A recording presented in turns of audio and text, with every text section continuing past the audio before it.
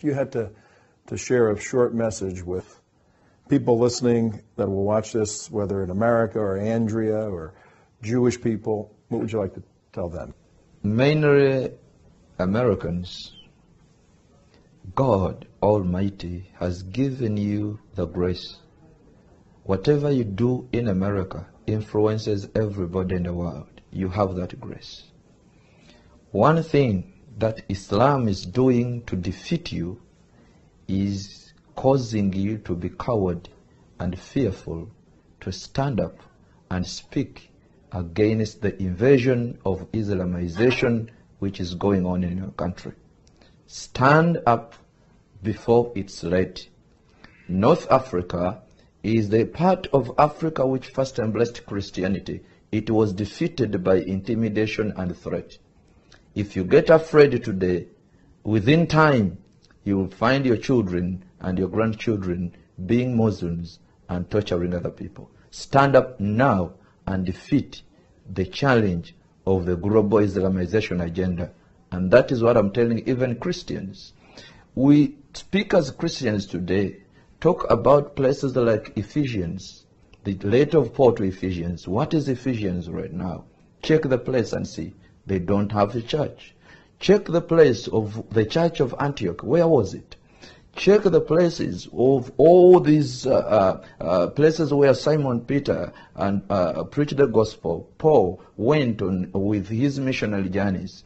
You will find that Islam has got a challenge which is on a door, and instead of standing up, we are not going to stand up in arms, but we are going to stand up in the Word of God. Let's not fear to open up and stand and speak the truth.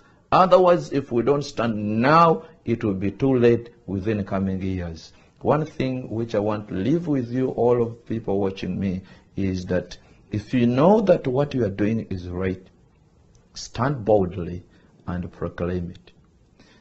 Don't fear. The spirit of darkness uses intimidation.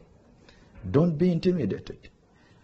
People fear to die, but Jesus said, do not fear those who kill the flesh. He knew they would try to kill us.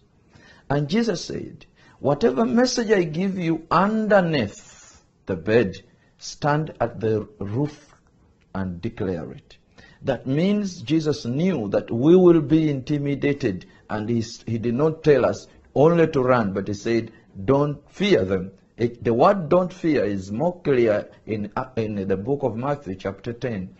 And when Peter was persecuted and intimidated, what happened? The Bible says he was scourged in the book of Acts of the Apostles. He was beaten. But Peter said, I cannot stop to speak what I have heard and what I have seen.